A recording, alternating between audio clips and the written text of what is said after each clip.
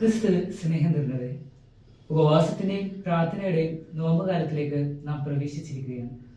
എന്തിനാണ് നാം ഉപവസിക്കുന്നത്? നോമ്പുകാലത്ത് ഉപവാസം എന്നതുകൊണ്ട് നാം ഉദ്ദേശിക്കുന്നത് എന്താണ്? സുവിശേഷത്തിൽ യേശുവും സ്നാപകയോഹന്നാന്റെ ശിഷ്യന്മാരും ഉപവാസത്തെക്കുറിച്ച് തർക്കിക്കുന്നുണ്ട്. സ്നാപകയോഹന്നാന്റെ ശിഷ്യന്മാർ യേശുവിനോട് ചോദിക്കുന്നത്, എന്തുകൊണ്ടാണ് നിന്റെ ശിഷ്യന്മാർ ഉപവസിക്കാത്തത്? യേശു നൽകുന്ന മറുപടി വളരെ ശ്രദ്ധേയമാണ്. മണവാളൻ കൂടെയുള്ളപ്പോൾ മണവറത്തോഴർ എന്തിന് ദുഃഖിക്കണം?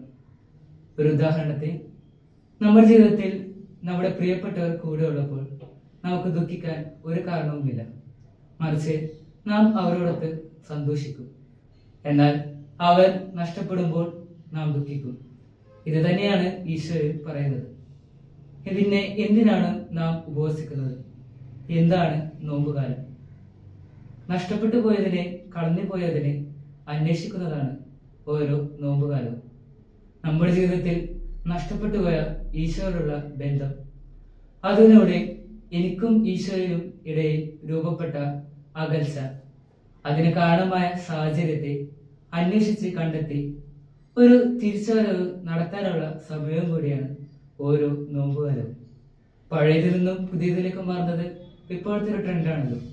അതിനാൽ പഴയ ജീവിതമാവുന്ന പാപസാഹചര്യങ്ങളെ ഉപേക്ഷിച്ച് പുതിയ വസ്ത്രമാകുന്ന ഈശോയെ കണ്ടെത്തി ധരിക്കുവാൻ ഈ ഒരു നോമ്പുകാലം നമുക്ക് ഓരോരുത്തർക്കും സഹായകമാകട്ടെ എന്ന് പ്രാർത്ഥിക്കുന്നു.